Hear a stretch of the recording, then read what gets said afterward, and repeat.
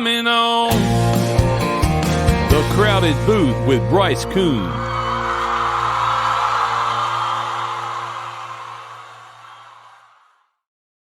Happy Thursday morning if you are watching this on YouTube when this comes out. That's when you're watching over on a YouTube channel, The Crowded Booth. Bryce Koon, that's what The Crowded Booth is all about, but I'm along with my friend once again, Zach McKinnell. Zach, we're bringing you on to talk a little bit, obviously, Auburn, Arkansas, a big-time game this weekend, but it gives you a chance to be a little bit of a fan. We were just talking about, you don't get to pick Auburn all that often over on your Blue Bloods podcast, so we're going to bring you on and talk about that once again. But hey, if you want to catch the previews, go check Zach out. We're going to give him a chance to plug that at the end of the show.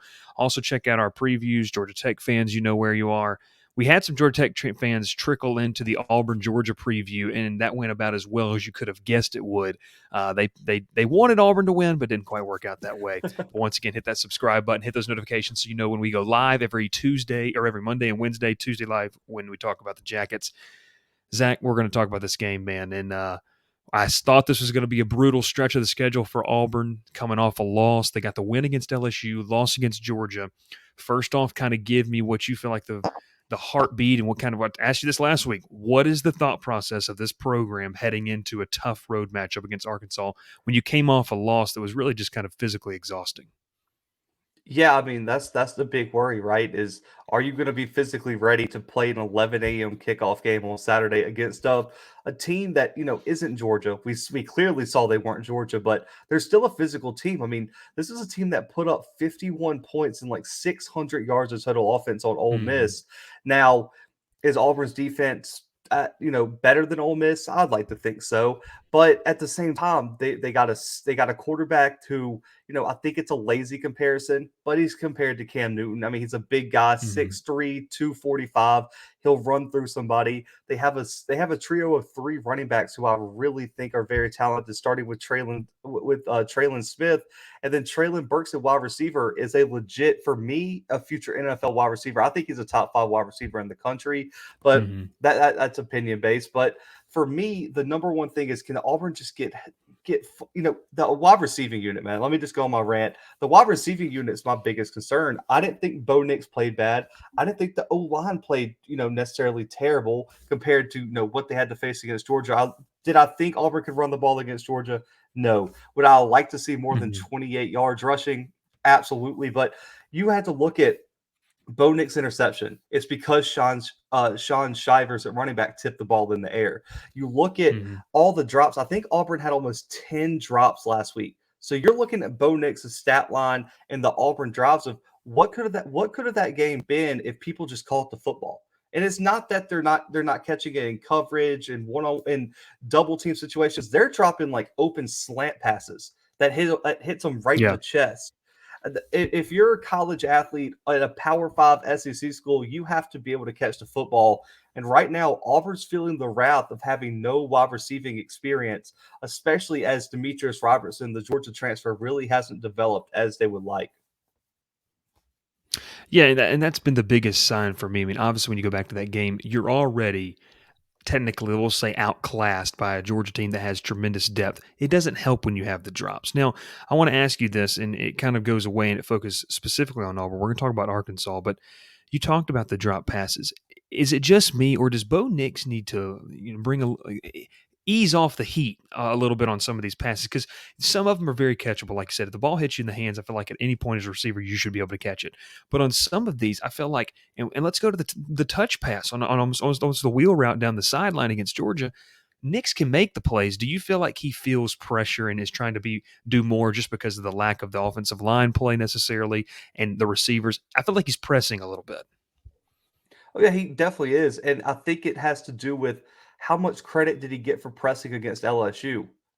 I mean, you look at some of the plays he made against LSU, find me a quarterback coach or a head coach in the country who say, yeah, I would love my quarterback to have to run 65 yards in the backfield and hit a tight end coming across the middle of the field on some sort of random luck play. I mean, no one draws that up. So he's gotten his thing with Bo Nix is he's not ever going to be a pocket style quarterback, and he's not even going to be a true dual threat quarterback. He's coming out of that mold of a Brett Favre, a Johnny Manziel, where he's just a playmaker. And so in his head, if the first or second read is not there, he has to go make a play, whether that be with his legs, whether that be making a ridiculous throw. In his mind, he's the playmaker on Auburn's offense. So he's got to go make it happen. And then I also think with the, I guess speed of the throw, or what level of touch you put on it, he is lacking touch, and it has to do with that internal clock ticking a little bit faster than you like for a quarterback, because he knows the pressure's coming. So when you're in a rush, of course you're going to get that ball out just a little bit too fast. Like I think he had a swing route or something last week where he just like bulleted it to the kid. I was like, that's going to go through his chest if it hits him in it. Like, I mean, he threw it like a fastball. Yeah. All you have to do is get the ball to your playmakers, but at the same time, you have to feel bad for him because he's getting all this flack for not producing these past 2 weeks. And it's like, man, can we get the kid some help? And yes, I was on the TJ Finley bandwagon after Georgia State, but these past 2 weeks, I don't feel like any blame, like 0% should go on Bo Nix in these past 2 weeks, because the wide receivers, man, this chemistry has to be there for a quarterback and wide receivers. I think the chemistry is completely non-existent right now, because if I'm Bo Nix, I'm looking at the wide receivers like, I don't trust you guys to catch anything I throw, whether it's soft, Yeah. whether it's fast, if I put it high, low, in your chest area. I don't trust you guys to make the catches, and that's going to be something Auburn has to work out. And luckily, they have a bye week coming up. Hopefully, they can get some sort of chemistry built up between Nix and his top wide receivers. Well, they're going to be facing an Arkansas defense that I think, in my opinion, let Georgia beat them twice in this upcoming. Ole Miss has got a great offense, but ever since that performance against Georgia where they allowed 37 points, the run game for Georgia was dominant. Arkansas just hasn't looked like what we saw through the first 4 weeks of the season. But when you look at this game, what Arkansas brings in, I think one of the advantages, they're playing at home. They've established a really good home atmosphere we've seen, Zach. But you talked about KJ Jefferson. You talked about some of these playmakers. In your opinion, what is a key for Arkansas to come in and establish early on? I think they've got to keep the crowd in it one way, but how can they do that? Yeah, for me, the formula's always been run the ball for Arkansas. KJ Jefferson isn't the type of quarterback where you're just like, we're gonna give you a 3 to 5 step drop. We're just gonna let you air it out. That's not the way to beat an Auburn defense that has a fairly solid pass rush over these past few weeks. I mean, the D line I felt like has been playing much better, but as much as Auburn's secondary hasn't played well, you can't just trust KJ to go back there, and he's only completing up, I guess, an average amount of his passes. But for me, it's the run game. That's what got you to, that's what got you to number 8 in the country. But at the same time, Traylon Smith, Raheem Sanders, Dominique Johnson, all those guys have to be explosive. And then on top of that, as much as I call Nix a playmaker, KJ Jefferson has to be a playmaker. He was last week. Let's give him his credit. Yeah. He threw for 300 yards. Like, KJ Jefferson wasn't the reason Arkansas lost last week.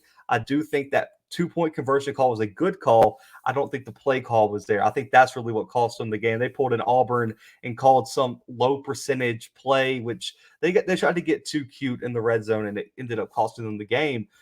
Jefferson, though, for me, has to not only make plays with his legs, he just has to be consistent with the football. He can't overthrow wide receivers. He can't put the ball into harm's way, because Roger McCreary is a legit DB1 on that Auburn team. But the Auburn can be had over the middle. The safety spot is a real weakness for Auburn right now. Smoke Monday, Donovan Kaufman, all those guys can be had in the back end of that defense.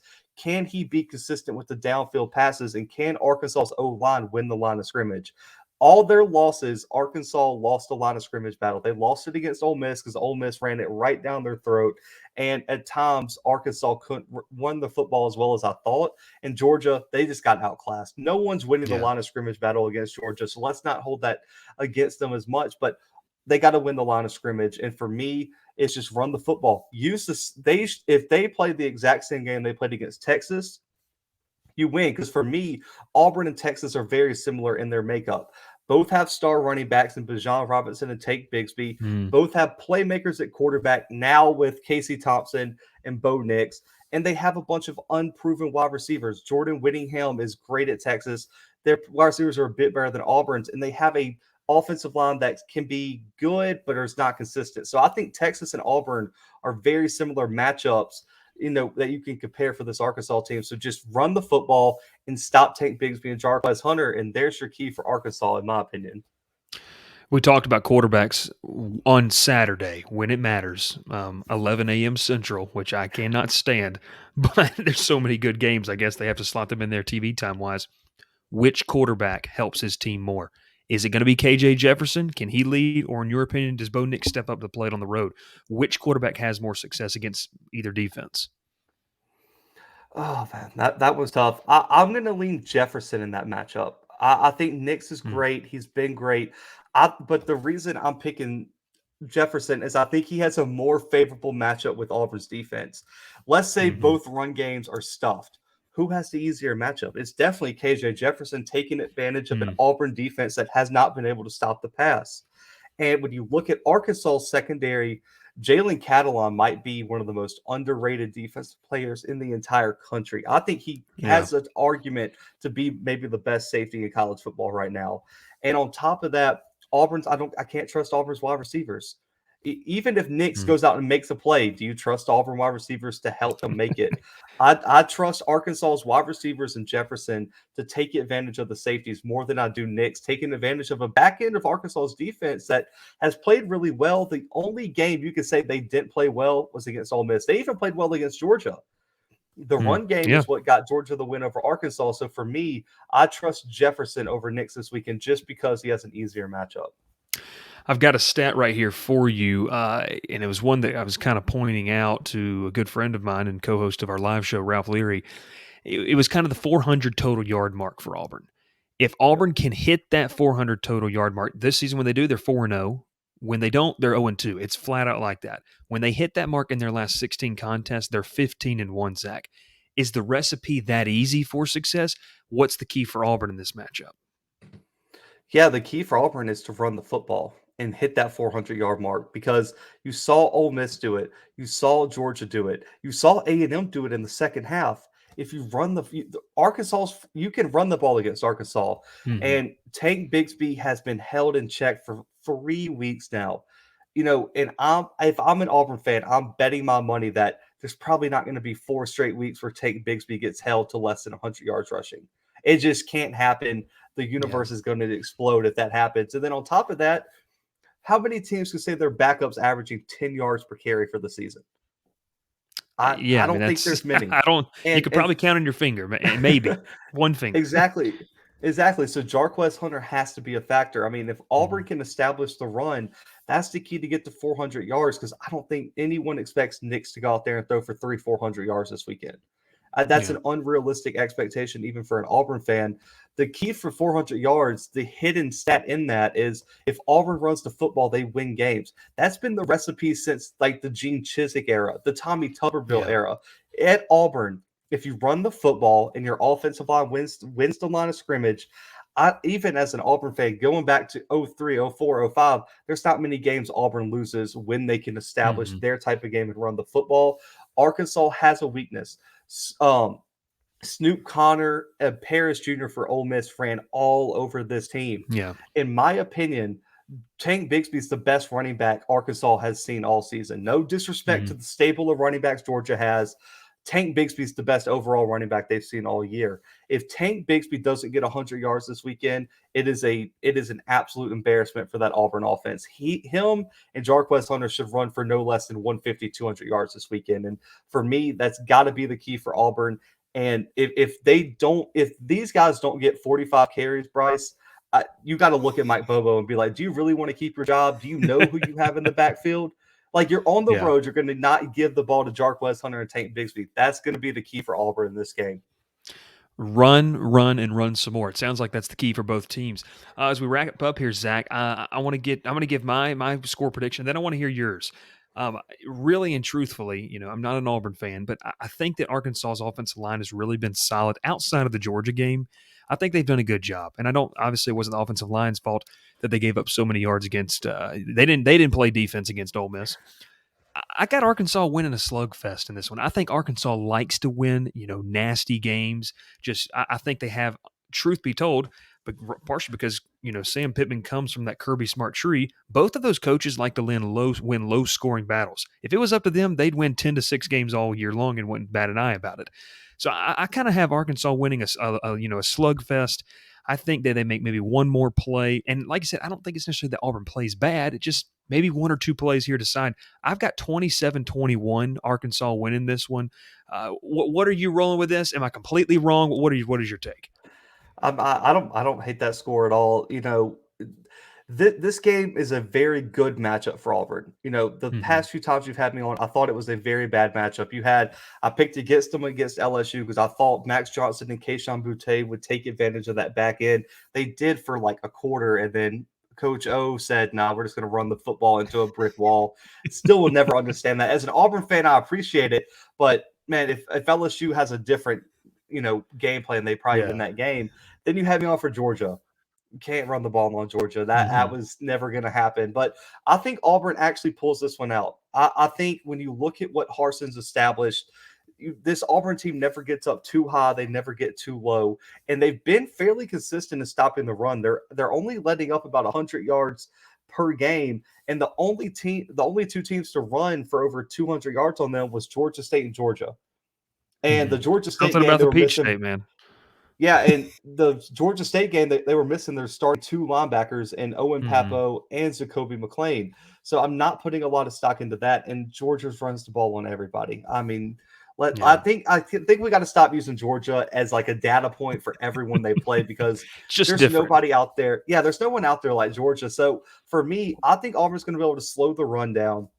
And if Auburn's D line can keep playing like they have these past few weeks, and they get pressure on Jefferson, because when Jefferson's blitzed, his Mm. passing grade drops significantly. And that's not even to get pressure. That's just if you blitz him. He doesn't Yeah. handle the blitz very well, and he abandons the pocket early.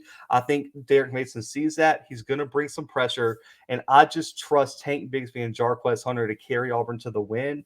I don't see this ever being a blowout for either team. But last time I said that about the Jackson State Alabama A&M game, and one team won 61-15. So maybe I'm just jinxing it. I have Auburn 27-24 this weekend in Fayetteville. I think Carlson comes through with probably a big late field goal, Yeah. and the Tigers take a close 3-point win in Fayetteville. And like you said, going into a bye week for Auburn, that would be a very, very big win because they have a brutal rest of the schedule, as they do every single year. Zach, we appreciate having you on as always, man. We're going to get you on next week. Maybe talks about some things with Auburn, kind of what to look for in the bye week. That's going to be probably on our live show. But Zach, obviously the Blue Bloods is a big part of. Man, we have so many Crowded Booth Blue Bloods crossovers at this point. Yeah. It's crazy. But tell everybody where they can find you, Twitter, and obviously Fly War Eagle as well. And man, tell them they need to hit that subscribe button over at the Blue Bloods. Yeah, first hit the subscribe button here on the Crowded Booth. You can find us just the Blue Bloods on YouTube. Type it in. We're the first result. We got weekly previews and recaps, live shows every week. So make sure to go over there and subscribe to us. I promise. But with the Crowded Booth and us, you won't need any other college football No, content out man. there. I promise you, we got you covered.